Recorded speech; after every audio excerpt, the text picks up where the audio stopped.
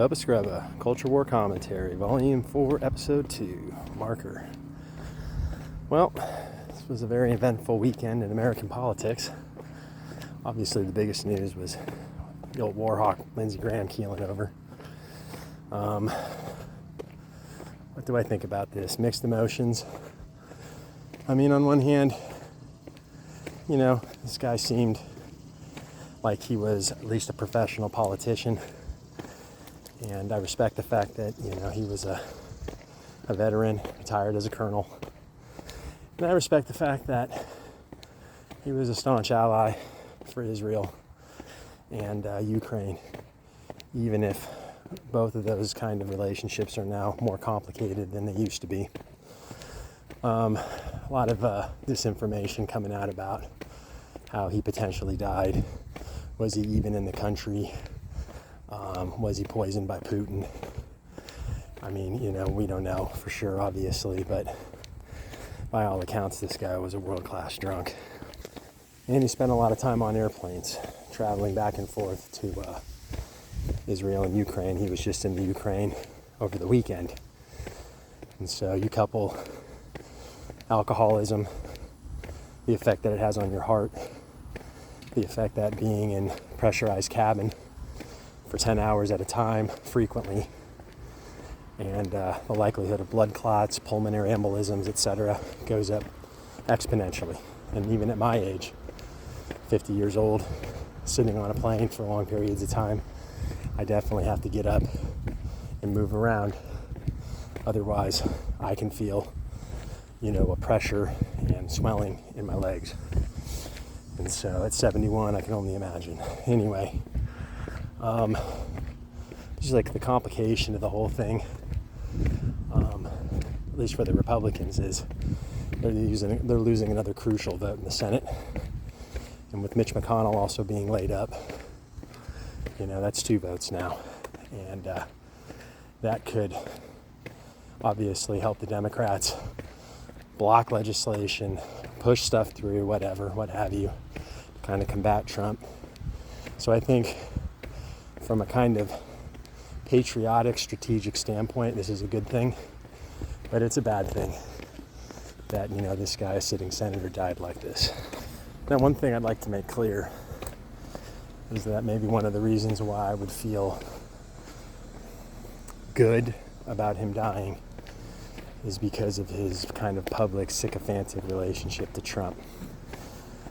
And previous to Trump, he was definitely one of his biggest critics and was a staunch ally with John McCain and Joe Biden in the Senate.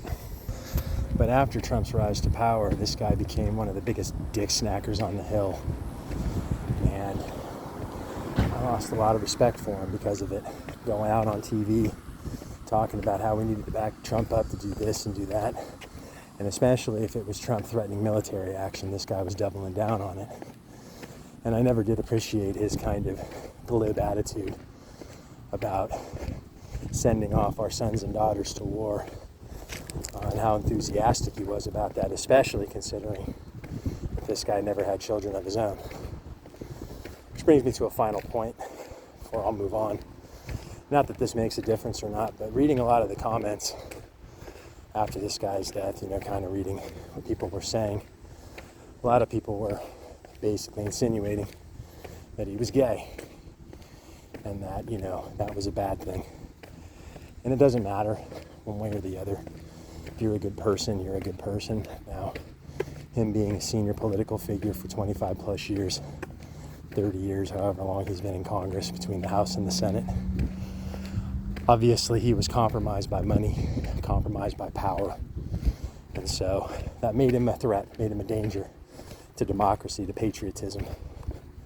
I'm sure not in his mind and not in MAGA's mind. But again, this guy was a detractor of Trump's and then did an about face, no pun intended, as soon as it was clear that Trump had an iron grip on the party. And all of a sudden MAGA goes, oh, well, he's a good guy then. They forgive him. They have a very short memory. But regardless if he was gay or not, it made me think about another angle, because the comments were like, well, the Republicans / MAGAs were like, well, what difference does it make if he was gay? Why does the left hate so much? Why do they hate so much? But the right-wingers are using that same brush to paint Talarico in Texas, basically saying, well, he's not married, he must be gay, and that's a disqualifying factor as to why he shouldn't win the general election for the Senate in that state. So you can't have it both ways. You can't defend a guy who's an incumbent because he's part of your party and say, oh, it's, you're hating him because he was gay. But then saying, oh, well, this guy's unqualified because he's gay, because he's a Democrat and he's running for that seat. So the hypocrisy runs deep. Speaking of hypocrisy, brings me to old scarecrow Mitch McConnell, who I guess yesterday released a proof of life photo. He looked like he was a hostage with his Chinese foreign agent wife sitting next to him. And I don't know. I mean, there's all kinds of conspiracy theories now going on about this, that the photo is fake, that it's AI. I don't know. He looks entirely too healthy for a man who's sitting in the hospital for the last 3 weeks in the ICU and by all accounts was brain dead, because when they pulled him out of his house, took him to the hospital, they were doing CPR on him, meaning that his heart stopped beating, meaning that there was no blood circulating, meaning that his brain wasn't getting blood, meaning that portions of his brain probably died off. It just, especially considering the timing with Lindsey Graham, it seems all too coincidental that all of a sudden this guy's saying, we've been asking for weeks, where is he? Now he releases a photo. I don't think it's true. I don't think it's real. I think it is AI, but time will tell. Last but not least, I'm going to talk about little Marco Rubio, former senator. And I made mention of this in the previous video. Not that this is necessarily his fault, but this guy has been Secretary of State. He's the National Security Advisor. These are two separate cabinet positions that have been combined into one. Now there's a report coming out that this guy is the de facto ruler of Venezuela, and that he's the one giving the orders down there.